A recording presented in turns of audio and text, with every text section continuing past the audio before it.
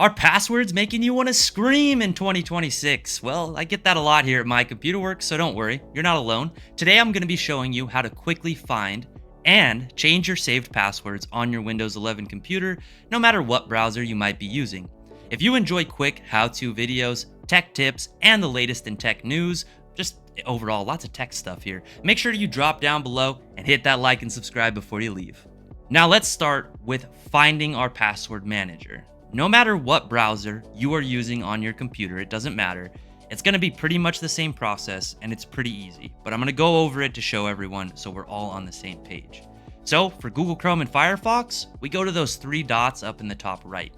Hover our mouse over the section that says password and autofill, like I'm doing here, and select your password manager. This is pretty much the exact same process in Edge as well. However, you have to hit the three dots, go to settings, and then select password and autofill, okay? It's usually on the left side menu or it's at the top. So now that we have found the password manager, let's talk about limitations and how this works. Let's start with, how do they get here? Well, you know those annoying pop-ups that you see telling you to update or save your password, and sometimes you probably hit save or update without realizing it, or you just don't, you might just close it. We're all guilty of that. But here's the issue.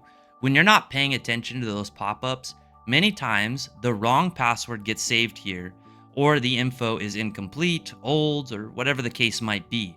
This is when the password manager causes more confusion than convenience. So it's important to pay attention to those pop-ups and what's being saved here, and to come in here from time to time in order to ensure the passwords are up to date and correct. Another issue I see often is users will save passwords in the password manager in Chrome or Edge on their computers, but on their phone, they're using a different browser with a different password manager.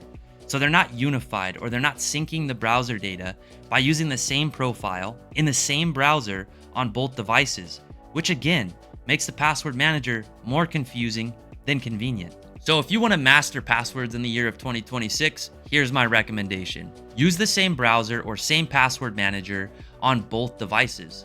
And make sure you take time to review and update those passwords on a regular basis.